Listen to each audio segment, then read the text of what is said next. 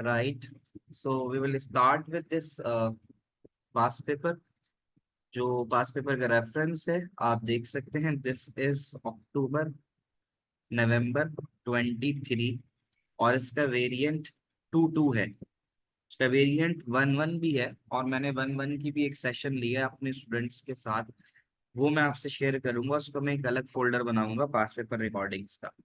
तो ये उस सेशन की दूसरी समझ लो क्लास है। एक जो पहले की रिकॉर्डिंग है, इसका वेरिएंट 21 मैंने सेशन लिया हुआ है, तो वो मैं आप लोगों से शेयर कर लूंगा। वेरिएंट 22 अभी मैं आप लोगों को करवा रहा हूँ।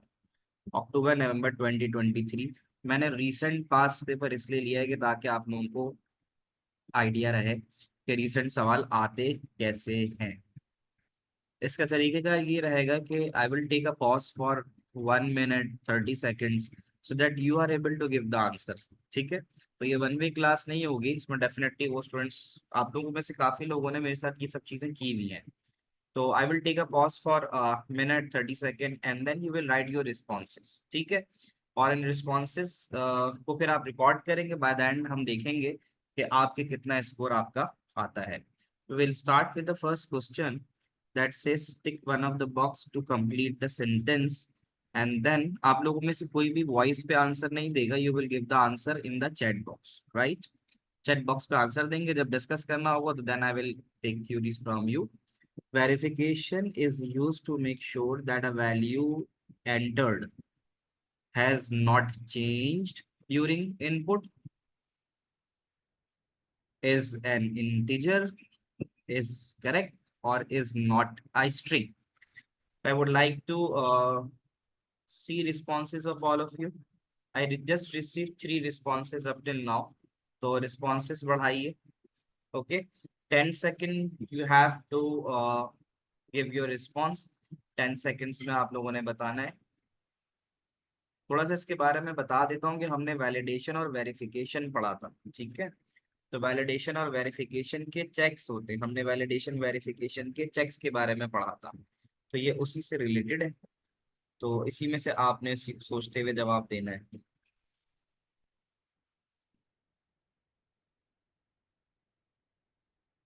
तो अब जो मुझे रिस्पॉन्सेस नजर आ रहे हैं आप लोगों के, अकॉर्डिंग टू दीज रिस्पॉन्सेस,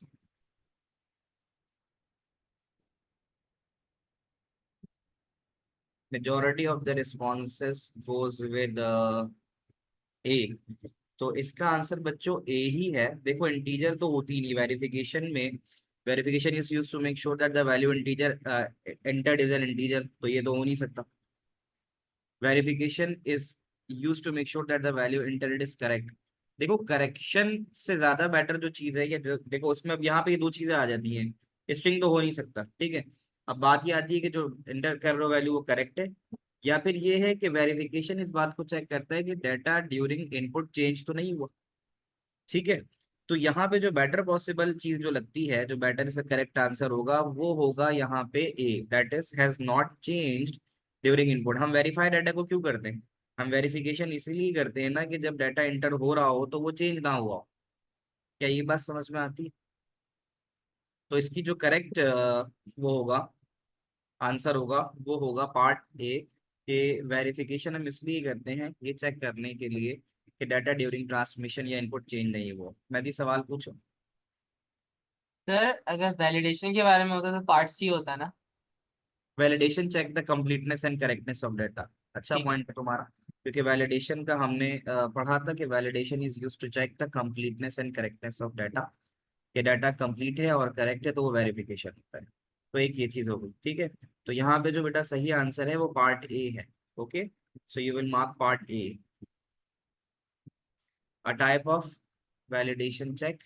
आप लोगों ने अपने अपने राइटिंग मटेरियल के ऊपर अपने मार्क्स नोट करने हैं, जिनके सही है वो क्वेश्चन नंबर 1 लिखे हैं ऐसे, और उसके आगे 1 लिख दें। नेक्स्ट आते हैं, a type of validation check is the length check. Length check हमने पढ़ा था, वो होता है जो कैरेक्टर्स की लेंथ चेक करता है। ठीक है, तो जैसे पासवर्ड की लेंथ 8 कैरेक्टर कम से कम होनी चाहिए।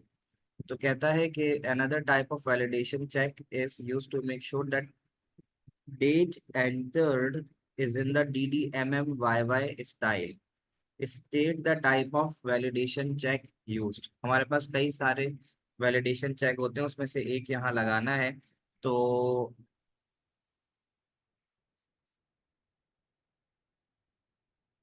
ठीक है, what I am receiving the answers are the correct one. कि हमारे पास एक चेक होता है जिसको हम कहते हैं फॉर्मेट चेक। और फॉर्मेट चेक ये देखता है कि जो डाटा इनपुट हो रहा है वो सर्टेन फॉर्मेट जो उसको चाहिए क्या उसको फॉलो कर रहा है।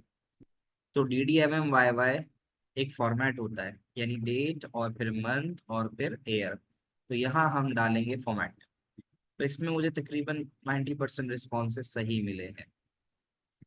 तो ये हो जाएगा। Give one example of normal test data. तीन तरह के हमारे पास टेस्ट, चार तरह के टेस्ट डाटा होते हैं। नॉर्मल, एबनॉर्मल, एक्सट्रीम और बाउंड्री। ठीक है।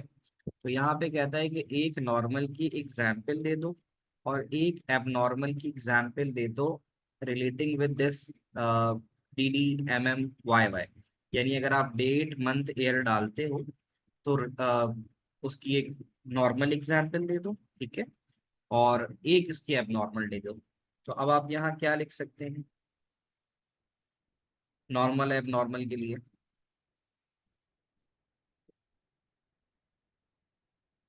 ठीक है, मैं दिया, आपने नॉर्मल की सही डाली है। जिमल आपने नॉर्मल की सही डाली है। ठीक है। राफे आपने सही डाली है। ठीक है।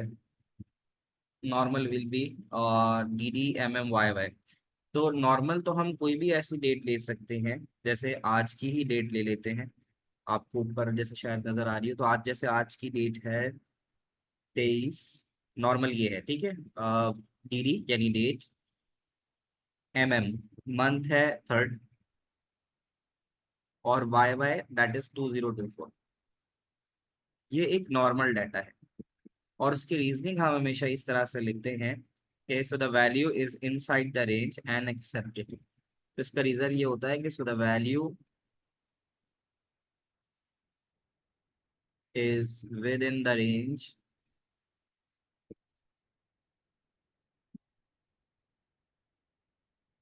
And accepted. Value normal data हम इसलिए इस्तेमाल करते हैं कि वैल्यू जो है वो रेंज में रहे और एक्सेप्ट हो। अब हम एबनॉर्मल बात करेंगे, तो एबनॉर्मल वो डाटा है जो नॉर्मल डेट डाली जाती है वैसा नहीं होगा। अब उसमें जैसे डेट है, अब डेट कैन नॉट बी 32, ठीक है। मंथ, अगर आप डाल रहे हो तो मंथ आप डाल रहे हो जैसे दिसंबर। अब क्योंकि फॉर्मेट नहीं है ना, फॉर्मेट में इस दिसंबर की जगह पे 2 डिजिट का कैरेक्टर आना चाहिए था। यहाँ पे 32 के बजाय वैल्यू विद इन 31 आनी चाहिए, तो ये कहीं पे भी रेंज में नहीं है। तो ये डाल दिया, ठीक है।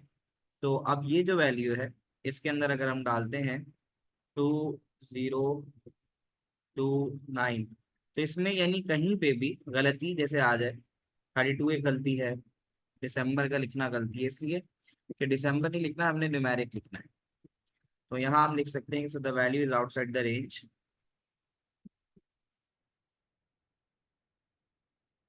तो हम इसका रीजन लिखेंगे कि ये नॉट रिटर्न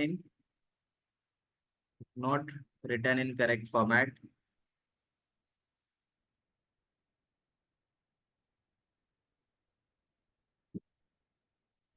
फिर भी रिजेक्टेड, और ये वैल्यू रिजेक्ट हो जाएगी।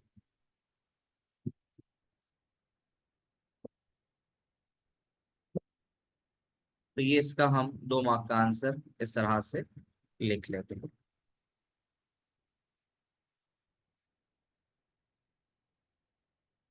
आ, सर रेंज का क्यों फॉर्मेट लिखेंगे ना, कहाँ पे कह रहे हो?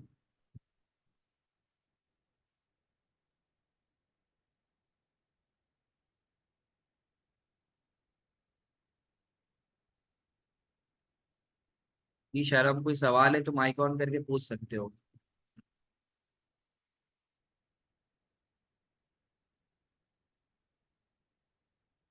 पार्ट सी की तरफ आते हैं।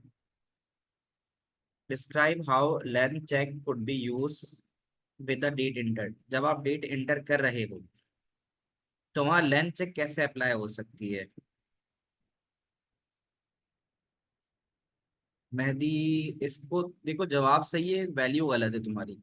ठीक है, सवाल ये कि describe how a length check should could be use with a date enter. जो आप डेट डाल रहे हो, आपने ये डेट डाली, यहाँ पे लेंथ चेक कैसे एप्लीकेबल हो सकती है, कैसे यूज हो सकती है? अ, अच्छा, जो जवाब आ रहे हैं ना उसमें उसमें डिजिट्स गलत हैं, जैसे मैंने तो आपका डिजिट गलत है, डिजिट गलत है, ठीक है। और Roha, make sure the days and months are never more than 2 digits. तो लेंथ की बात करो ना, जब आप टोटल डेट डाल लो तो उसकी लेंथ कितनी होगी? चलो मैं अपना सवाल रिफ्रेश करता हूँ कि इस डेट को लिखने में जो आप लोग बता रहे हो ना, उसमें से खैर कोई आंसर नहीं है। मैं रिफ्रेश करता हूँ, शायद आप लोगों को ये बात मेरी समझ में आए। रिफ्रेश करने का मतलब है, मुझे ये बताओ कि डेट को लिखने में टोटल कितने कैरेक्टर्स लग रहे हैं? ये जवाब दे दो। डेट को लिखने में टोटल कितने कैरेक्टर्स लग रहे हैं? 6 नहीं लग रहे। यस, राफे ने जवाब दिया, अस्का ने जवाब दिया, 10 लग रहे हैं। 10 इसलिए लग रहे हैं बेटा कि यहाँ पे जब आप डेट लिखने जाते हो, ठीक है, an example if I am writing कि मैं आज की डेट डालता हूँ कि भाई 23 मार्च है, तो आप गौर से देखो, 1 डिजिट, 2 डिजिट, स्लैश तीसरा, चौथा, पांचवा, छठा, छठा स्लैश है, सातवां, आठवां, नवा, 10वां। तो total number of digits, 2 slash भी तो है ना, तो 2 स्लैश भी तो आपके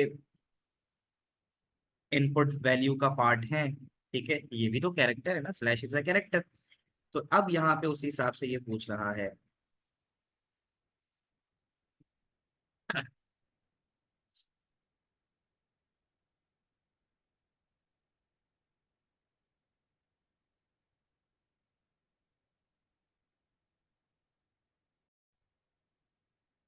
ठीक है, तो जो हम बात कर रहे थे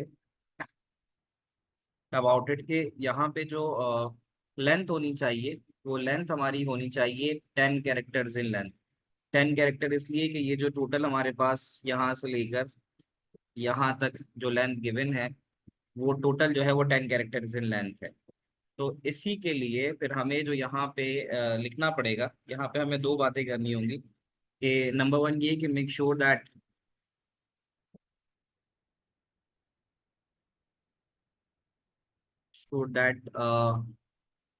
वैल्यू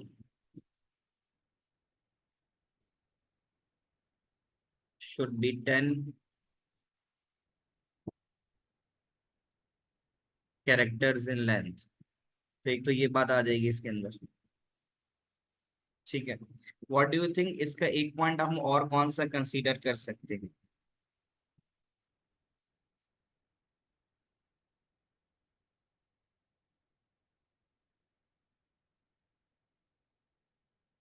इंडिविजुअल चेकिंग किस चीज की?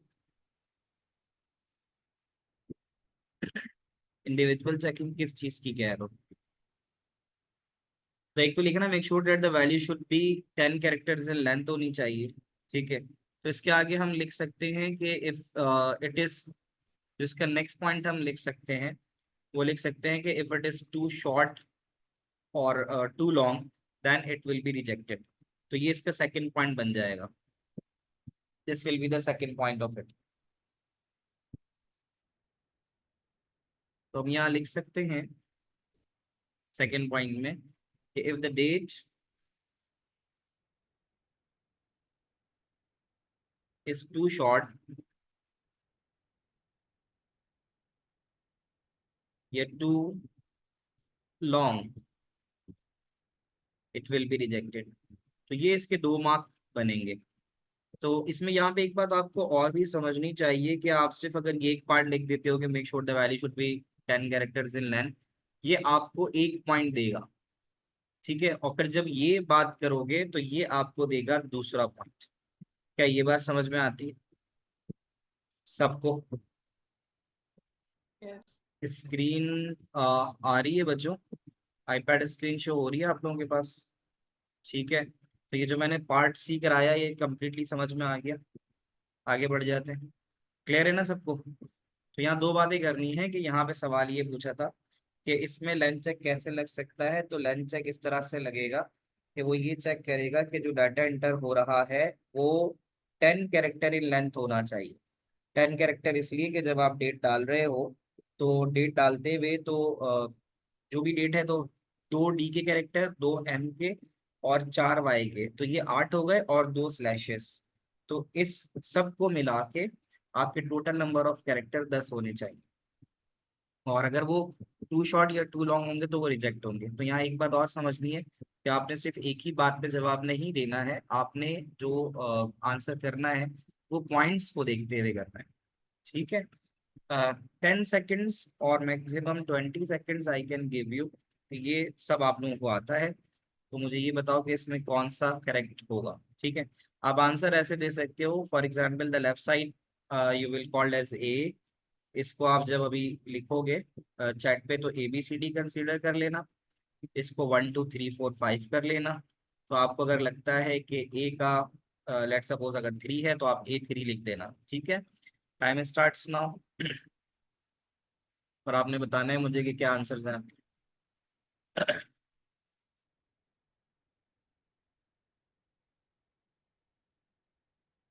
अच्छा, कोशिश आपने करनी है एक ही चैट के ऊपर आपने सारा जवाब देना है। ठीक है, इंडिविजुअल नहीं देना ताकि वो फिर आगे पीछे होगा।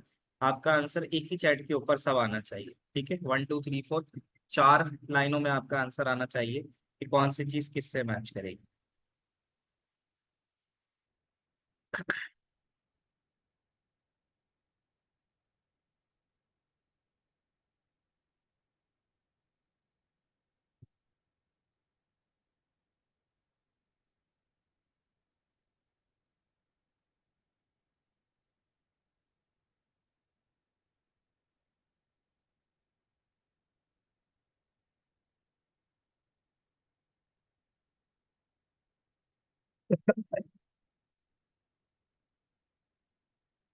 All are done with your answer so that I can discuss with you.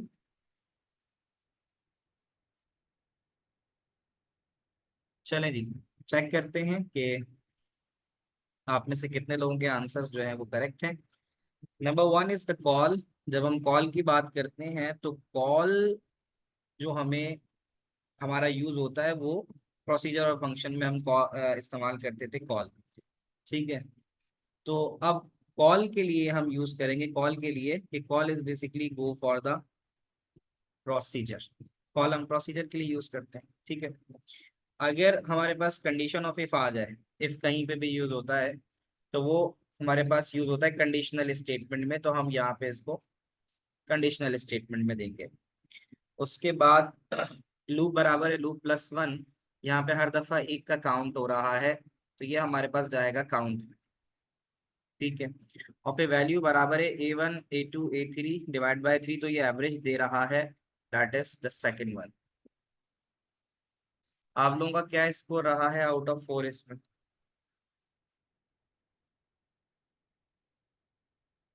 4/4 4/3 4/2 4/3। ठीक है, तो होपफुली ये समझ में आया होगा मेरे समझाने के बाद। जिनके 2 या 3 आ रहे हैं उनको ये बात समझ में आई है। कॉल वाला बिल्कुल। क्या आप पिछली क्लासेस में प्रोसीजर और फंक्शन में नहीं थे? अगर प्रोसीजर फंक्शन में नहीं थे तो फिर आपको ये नहीं पता होगा। ठीक है, तो जिनके कम मार्क्स आए थे जब मैंने ये बताया तो उनको समझ में आया। चलो सब तो मिस्टेक हो गई। अगर उनको जैसे कॉल की मैंने बात की तो कॉल हम यूज करते हैं प्रोसीजर के केस में। ठीक है, और इफ है, इफ हम कंडीशनल स्टेटमेंट इफ और केस जो हम पढ़ते थे। बाकी लूप बराबर है लूप+1। तो जैसे काउंट बराबर है काउंट+1 काउंटिंग होता है। और यहाँ तो आप खुद देख सकते हो कि 3 वैल्यू का सम करके डिवाइड बाय 3 कर रहा है तो ये एवरेज होगा। ठीक है, टोटलिंग का केस यहाँ पे नहीं है, लेकिन टोटलिंग का केस वो होता है जहां पर हम क्या लिखते हैं, कोई बताएगा?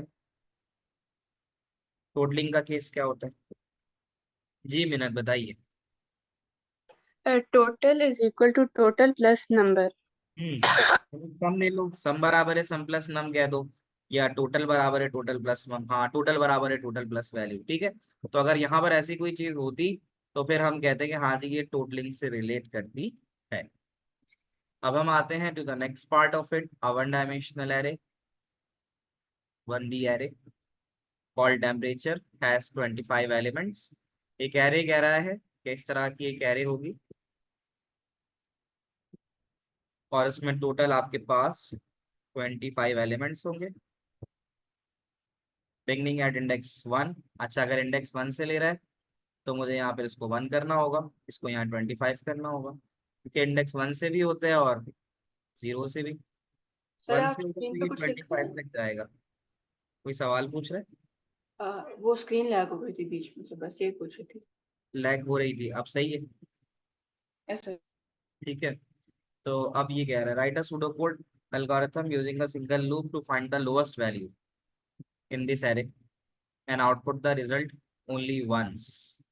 आसान सा है, हाईएस्ट या लोएस्ट जैसे हम फाइंड आउट करते थे, ठीक है ना। तो कहते हैं राइट अ सूडोकोड एल्गोरिथम। सवाल देख लेते हैं कितने मार्क का है, 4 मार्क का सवाल है। 4 मार्क के सवाल के लिए आपने एक टेम्परेचर की एरे में टेम्परेचर स्टोर हुआ है और आपने ये बताना है कि इसमें लोएस्ट वैल्यू कौन सी है, ठीक है। इसके लिए आप 2 मिनट ले सकते हो और then you will share your answers. फिर मैं आपको बताऊंगा, 1 से 2 मिनट आई गेस। तो ये हाईएस्ट लोएस्ट ही निकालना है, लेकिन ये निकालना है थ्रू एरे। हम नॉर्मल भी निकालते थे, एरे के जरिए भी निकाल सकते हैं, बस एरे के लिए हमें एरे और उसका इंडेक्स लिखना पड़ता है। तो देख लो, you can take a minute and then we will discuss it.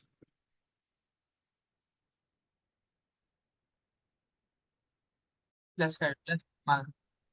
हाँ लिख सकते हो। कॉन्केटिनेट क्यों करना चाह रहे हो, मतलब मैंने मैसेज के। कॉन्कैटिनेट नहीं, सॉरी, वो आगे वो वेरिएबल की हाँ तो वैल्यू चलेगा ना, इन्वर्टेड कॉमा के अंदर स्ट्रिंग डाल दो, कॉमा डाल के आगे वेरिएबल डाल दो। फॉर्म।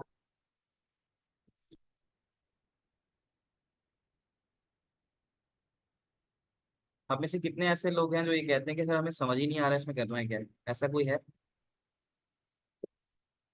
क्या? ऐसा भी कोई है जो कह के सर समझ ही नहीं आ रहा करना क्या? ये समझ में सबको आ रहा है कि हाँ भाई क्या चीज़ है ये? आ रहा है? ये याद होगा ना आपको, हाईएस्ट लोएस्ट का पढ़ाया था मैंने। तो हाईएस्ट लोएस्ट में आपको मैंने पढ़ाया था कि जो हाईएस्ट होता है उसको 0 सेट करते हैं, जो लोएस्ट होता है उसको मैक्सिमम सेट कर रहे होते हैं, ठीक है। सुबह ऐसा हो सकता है कि शायद आप ना हो या वट एवर, मैं आपको थोड़ा बता देता हूँ। ये मैं पूरे 25 नहीं बना रहा, बट अज्यूम कि ये पूरे 25 है और ये टेम्परेचर की एरे है और ये इसका पहला एलिमेंट है, यानी यहाँ पे पहला टेम्परेचर है और यहाँ तक जाते जाते इसके 25 टेम्परेचर स्टोर हुए हुए होंगे। हमें जब किसी भी डाटा सेट का हाईएस्ट या लोएस्ट निकालना होता है ना, तो जैसे आपको क्लास में बच्चों का हाईएस्ट निकालना है, अब जैसे हमें यहाँ पे जो निकालनी है चीज़ वो निकालना है लोएस्ट। तो हाईएस्ट लोएस्ट के लिए याद रखो कि अगर आप कभी भी किसी चीज़ का लोएस्ट निकालना चाहते हो ना, तो उसको हमेशा सेट करो मैक्सिमम पे, यानी ज्यादा पे सेट करो, ठीक है। पहला काम आपने ये करना है। तो ये आपने एक सेट कर दिया लोएस्ट को 9999। फिर उसके बाद आपके पास टोटल नंबर ऑफ एलिमेंट्स जो थे वो थे 25। तो आपको एक लूप चलाना पड़ेगा, ठीक है। तो आप लिख सकते हो for count, for I, for x, ये आपकी मर्जी है। फॉर काउंट बराबर है 1 to 25, क्योंकि ये मुझे 25 तक चलाना है, ठीक है। 25 वैल्यूज लेनी है, फॉर काउंट बराबर है 1 to 25। अब लोएस्ट भी हो गया, 25 भी हो गया। अब मुझे यहाँ कंडीशन ये लगानी है कि इफ, और मेरी एरे का नाम क्या है, टेम्परेचर। तो अगर टेम्परेचर ऑफ काउंट, काउंट का मतलब अभी इसमें 1 है, ठीक है। टेम्परेचर ऑफ काउंट आप देख सकते हो कि काउंट में जो भी करंट वैल्यू आ रही है वो 1 आ रही है। टेम्परेचर ऑफ काउंट का मतलब है टेम्परेचर ऑफ 1। अगर आपका टेम्परेचर ऑफ काउंट लेस है, जब मैंने ये पढ़ाया था हाईएस्ट लेस वाला, तो हमने ये देखा था ना कि इज लेस देन लोएस्ट, अगर वो लोएस्ट से कम है, ठीक है। अगर वो लोएस्ट से कम है तो फिर क्या हो जाना चाहिए, तो फिर लोएस्ट के अंदर फिर लोएस्ट के अंदर आपके पास चला जाना चाहिए ये फर्स्ट वैल्यू, यानी वही पहली वैल्यू जो है वो फिर लोएस्ट में चली जानी चाहिए। तो फिर मैं लिखूंगा टेम्परेचर ऑफ काउंट। यहाँ पे मैं इसको मिटा देता हूँ और यहाँ लिख देता हूँ टेम्परेचर ऑफ काउंट।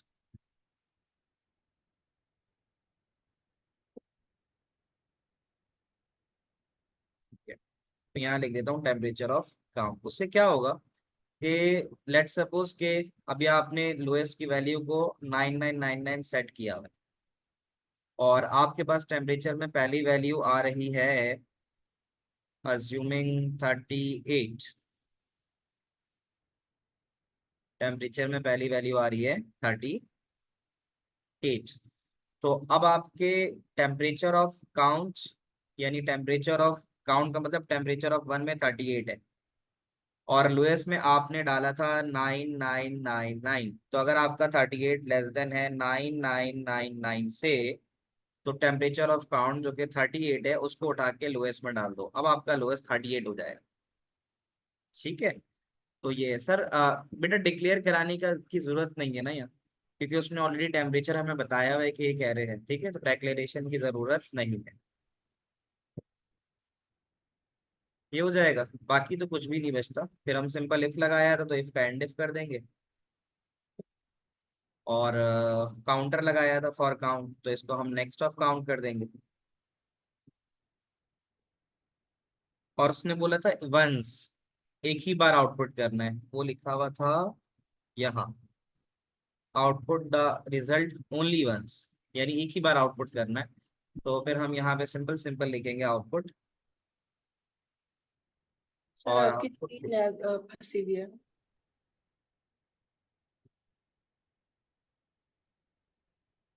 शायद स्क्रीन पे अपडेट नहीं आ रही है, जस्ट अ मोमेंट, देखो आ जाएगी, मैंने कर तो दिया है पूरा।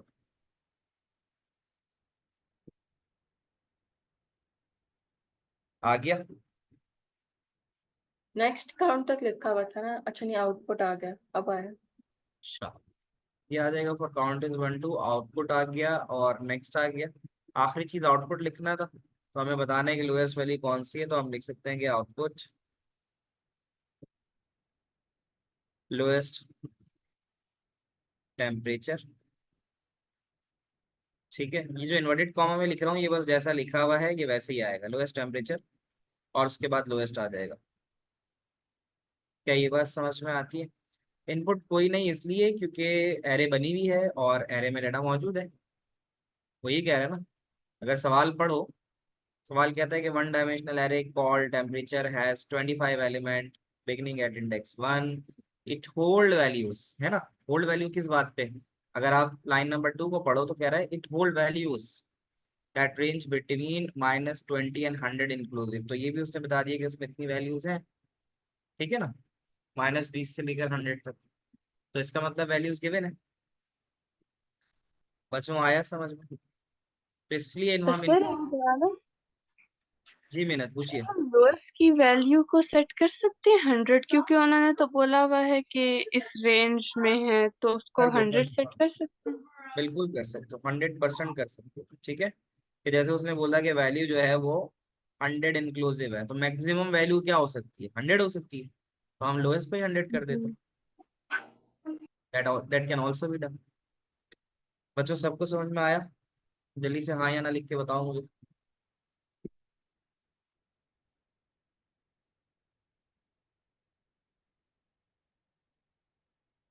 हाँ जी, मुस्तफ़ा, सुभान, हुसैनी, वानिया, तहा, उमर, जीमल, आदम, आयदा, आलियान, अरीशा, ईशाल, कुलसुम, बयान, मेहदी, मोहम्मद, सबको समझ में आ रहा है? चलो, जोहा कोई सवाल है? Yes sir.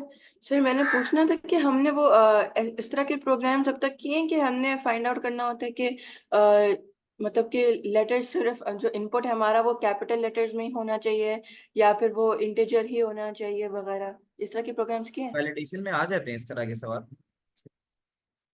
हमने कवर कर लिया अभी प्रोग्रामिंग में, तो सुडो कोड में। प्रोग्रामिंग में तो ये चीजें कवर की हुई है हमने, प्रोग्रामिंग में तो हम सब कवर करते हुए ही गए।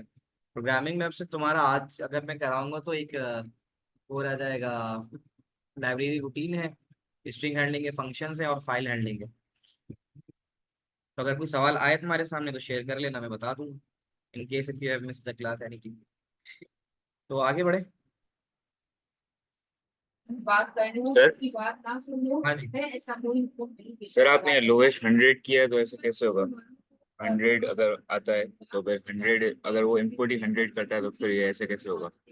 इनपुट 100 नहीं करना, यहाँ इनपुट से मुराद ये है, जैसे आपको याद हो, जैसे मैं ये कहता हूँ कि आपकी क्लास में जो मतलब आपके जो टेस्ट के मार्क्स हैं वो मैक्सिमम 100 हो सकते हैं ना।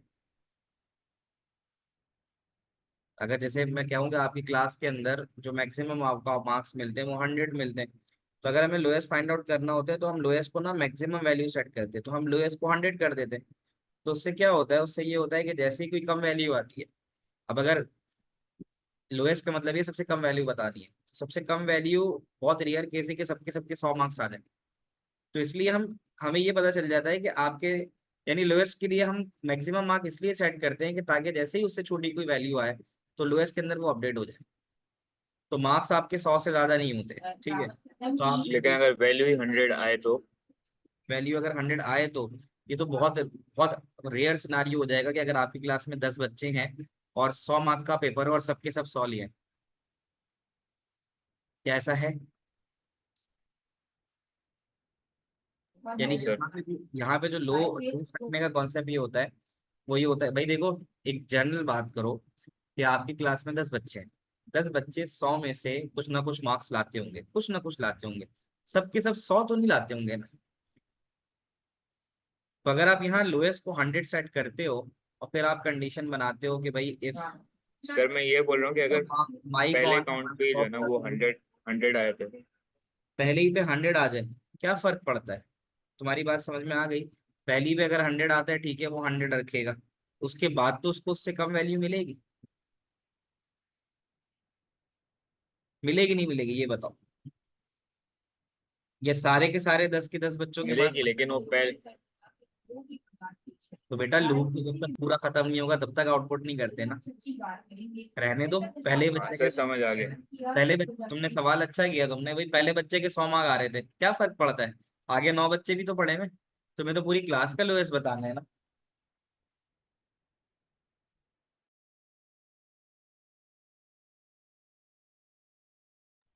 हाँ जी, ये बात क्लियर हो गई। तो भाई पहले के 100 आए थे ना, चलो दूसरे के भी 100 आ गए, दो बच्चे को 100 आ गए, तीसरे के भी 100 आ गए, वो भी आउटस्टैंडिंग था, चौथे को तो 89 आएंगे, 79 आएंगे, 65 आएंगे, तो वो तो फिर अपडेट होगा ना।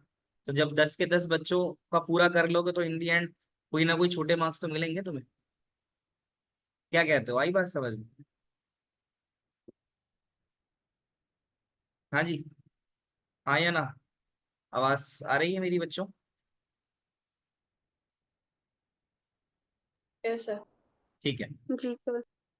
अच्छा, आ जाते हैं चौथे के ऊपर कि an algorithm has been written in a pseudocode to allow the name of 50 cities and their countries to be entered and stored in two-dimensional array. Cities और countries ये आ रहे हैं एक 2D array में।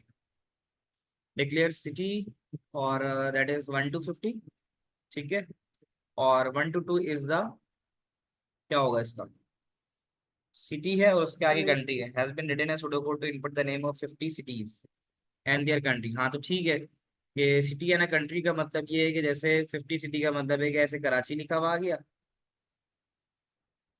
और उसके आगे पाकिस्तान लिखा हुआ आ जाएगा,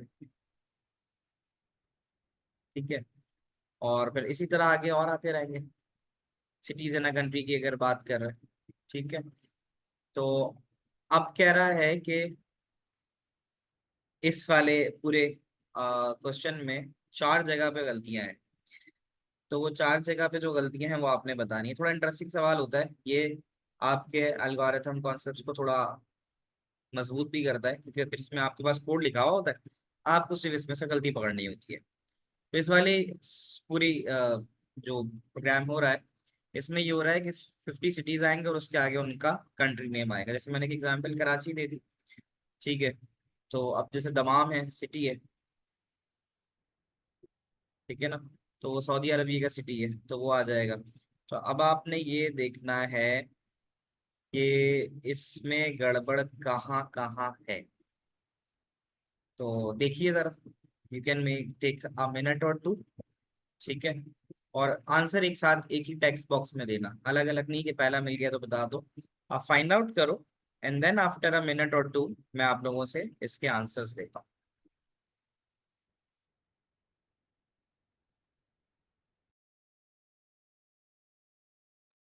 सो लेट्स स्टार्ट। जो पहला वाला है वो बड़ा आसान सा, सबको नजर आ रहा है।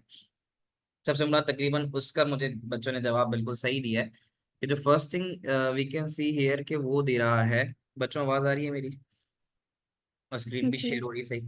तो जो पहला है तो इसमें आपको पूरा लिखना पड़ता है और पूरा आप इस तरह से लिखोगे। तो वो आपसे ये कह रहा है कि जो फर्स्ट थिंग आप देख सकते हो यहाँ, डिक्लेयर सिटी,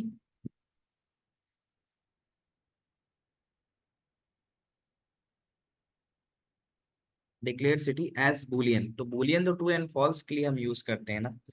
तो ये हमारी पहली गड़बड़ है कि यहाँ पे जो ये दे रहा है ना बुलियन, सिटी बुलियन तो नहीं होगा ना। सिटी जो होता है वो हो सकता है आपका स्ट्रिंग। ठीक है। तो यहाँ पे अब आप जो लिखोगे तो आप यहाँ मेंशन करोगे एरर 1 इज ऑन लाइन 1। ठीक है। आपने ये लिखा और उसकी करेक्शन ये होनी चाहिए कि data type should be declared as, data type should be declared as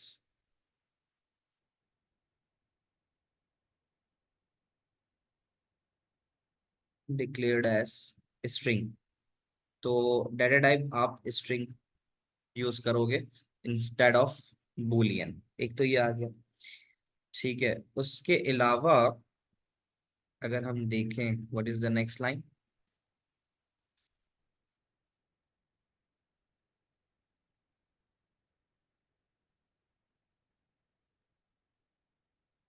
line number 4 पे, तो उसको देख लेते हैं क्या आ रहा है। तो एक तो हमें ये मिल गया। अच्छा, दूसरा ना अगर हम देखें कि काउंट इज 5 and 5। अच्छा, और क्या आ सकता है। डिक्लेयर सिटी वाली बात तो हमने कर ली। नेक्स्ट आ रहा है, अगर हम एक चीज देखें यहाँ अनटिल दिया हुआ है, अनटिल दिया हुआ है। तो भाई अनटिल बिना काउंट के तो चलता नहीं है। और 50 सिटीज की बात कर रहा है वो, 50 सिटीज की बात कर रहा है। ठीक है। तो अब जो यहाँ पे लाइन नंबर 5 पे इसने इफ लिखा है ना, तो ये इफ नहीं आएगा। ये इफ की जगह पे लाइक एरर नंबर 2 में हम लाइन नंबर 5 मेंशन करेंगे। ठीक है। लाइन नंबर 5 मेंशन करेंगे और 5 के ऊपर हम ये मेंशन करेंगे कि ये जो होना चाहिए if should be repeat. If के बजाय यहाँ पे होना चाहिए repeat. If should be repeat, क्योंकि नीचे अंटिल इस्तेमाल हो रहा है ना, तो अंटिल बिना रिपीट के कैसे चलेगा। तो जाहिर है ये लूप 50 कंट्रीज के लिए उस वक्त चलेगा जब ऊपर रिपीट लगेगा। ये दूसरी चीज आ गई। ठीक है। तीसरी चीज अगर हम देखें तो that is on line number 7। Line number 7 अगर आप देखो यहाँ, तो कहता है इनपुट सिटी काउंट कॉमा 2। ठीक है। तो सिटी जो आ रहा है, जैसे अगर आप गौर से देखो यहाँ, यहाँ तो सिटी जो आ रहा है वो कॉलम 1 पे आ रहा है और कंट्री कॉलम 2 पे आ रहा है। तो जब ये लिख रहा है कह रहा है enter the name of the city, तो सिटी के लिए जहां पे ये काउंट कॉमा 2 लिख रहा है, ठीक है, तो ये काउंट कॉमा 2 नहीं होना चाहिए। ये होना चाहिए काउंट कॉमा 1, यानी पहला कॉलम लो ना, सिटी तो कॉलम 1 में। ठीक है। तो input city count comma 1, colon comma 1 का मतलब है कि सिटी तो आपका 1 पे है, तो इसलिए 2 के बजाय आपने यहाँ 1 लिखना होगा। तो यहाँ पे आप लिखोगे करेक्शन ऑन लाइन नंबर 7, 7 की बात कर रहे हो। और फिर वहां आप जो लिखोगे वो लिखोगे it should be input as, यानी करेक्शन लाइन पूरी लिख दो अगर लिखना चाहो, दैट इज इनपुट और सिटी, और सिटी के बाद आप लिखोगे काउंट कॉमा 1। यानी जो इसका सेकंड, यानी कह दो कि 2D एरे है ना, तो सेकंड जो आपके पास आएगा कॉलम वो 1 की वैल्यू को लेके आएगा। ये इसका तीसरा एरर था। अच्छा जी, इसका चौथा एरर अगर हम देखें तो वो हो सकता है यहाँ, जहाँ पे वो दे रहा है, यहाँ पे लाइन नंबर 12 पे कहता है for out is 1 to 1। 1 to 1 का मतलब क्या होगा, यानी लूप एक से लेकर एक तक ही चलेगा, तो फिर लूप लगाने का फायदा क्या। ये जो चलना चाहिए ये चलना चाहिए, क्योंकि उसने 50 cities का पूरा आउटपुट करना है ना। तो ये जो लूप आपका चलना चाहिए, तो ये 1 to 1 के बजाय ये चलना चाहिए आपका 1 to 50। 1 to 50, टोटल 50 कंट्रीज का आउटपुट देना है आपने। तो ये जो नेक्स्ट लाइन यहाँ पर आप दोगे, तो that is on line number 12। और लाइन नंबर 12 पे आप बोलोगे कि it should B for out, correction लिख दोगे आप, ठीक है। और करेक्शन ये होगी कि for out arrow, I guess small में लिखा हुआ है तो मैं उसको उसी तरह लिखूं जैसे लिखा है। तो फॉर आउट के लिए हम यहाँ लिखेंगे फॉर आउट, और आउट के बाद हम लिखेंगे 1 to 50, ठीक है। तो हम ये भी लिख देंगे। और उसके अलावा हम और क्या लिख सकते हैं, क्या कोई और मजीद एरर आप लोगों को लग रहा है इसमें होना चाहिए। मैं ये चेक कर लूँ कि आप लोगों के जो आंसर्स थे वो किस किस तरह से थे। सर क्वेश्चन से दिखा दो। थोड़ा लाउड बोलो, सर क्वेश्चन नजर नहीं आ रहा। क्वेश्चन नजर नहीं आ रहा। अब आ रहा है, क्या आ रहा है? String आ गया, मैं कंडीशन आ आपको गया, एंड इफ। आप हाँ दोबारा से बोलो, कोई सवाल। सर लाइन 11 में 50 की जगह 51 होगा। अच्छा, अनटिल काउंट, उसकी वजह। तो ये 50 भी तो सिटी है ना, 50 भी तो इंक्लूड है ना। सही है, वेरी गुड। तो ये 50 भी होगा। मैं एक्चुअली थोड़े से और ये वाली बात सही है, इसको भी मैं बच्चों को बता देता हूँ। मैं ये देख रहा था कि आपके रिस्पॉन्सेज में से अगर मुझे कोई बात ऐसी हो जो बतानी हो तो वो मैं बता दूं। लाइन नंबर 1 पे स्ट्रिंग सब लोगों ने सही बताया है तकरीबन। Correction for count is 1 to 50। Count नहीं लगेगा मोहम्मद, जो आपने लिखा है तो वो बेसिकली काउंट नहीं है, वो रिपीट अनटिल चलेगा। बाकी इनपुट सिटी वाली बात आपने सही बताई थी। और बाकी उसके अलावा बूलियन स्ट्रिंग तकरीबन बच्चों ने जो जवाबात दिए हैं, हाँ एक जैसे ये है ना कि इफ और एंड इफ वाला, ये एरर में नहीं आता। जैसे ये एक ऑप्शनल सी चीज होती है, हाँ ये एक चीज आ रही थी कि अगर आप कह रहे हो कि इफ लगाए हुआ और एंड इफ नहीं लगा हुआ तो फिर वो नहीं होता। अमूमन इस तरह के सवालों में ना इफ और एंड इफ वालों को वो एज अ एरर कंसिडर करता नहीं है, ठीक है। तो एक ये चीज हो जाएगी। और बाकी इसमें हाँ जी, कोई सवाल। तो इसमें देखो 4 की तो हमें जगह दी है, बट एक और पांचवा ये है कि ये रिपीट अनटिल ये उस वक्त तक चलना चाहिए जब तक काउंट की value 50, until count equal to 50 पे। तो फिर इसका मतलब है कि 50 is the value that should be input. तो इसमें सिर्फ एक चीज ये आएगी कि अगर यानी 5 में से 4 भी पकड़ लिया आपको 4 के ही मार्क्स मिलने। तो लेकिन एक एरर ये भी है कि ये उस वक्त तक चलना चाहिए जब तक काउंट 50 से बड़ा ना हो जाए। 50 से बड़ा होगा तो रुकेगा, ठीक है ना। तो 50th वैल्यू नहीं ले पाएगा वो, तो इसलिए 50 लेकर फिर जब उसके बाद इंक्रीमेंट करेगा तो उस वैल्यू को वो एक्सेप्ट नहीं करेगा, ठीक है। सो हाँ जी, सर लाइन 13 एक्सप्लेन करते हैं। कौन सी करूं। लाइन 13। 13 आसान है। 13 में तो ये कह रहा है आउटपुट द सिटी, ठीक है। आउटपुट करो सिटी को, सिटी तुम्हारी एरे है, ठीक है। आउट तुम्हारा 1 से शुरू हो रहा है तो 1, 1 करो। 1, 1 का मतलब ये कराची आ जाएगा, ये 1 है। फिर कॉमा डाल के is in city out, comma 2। Out की वैल्यू 1 है, 1, 2 पे क्या पड़ा हुआ है,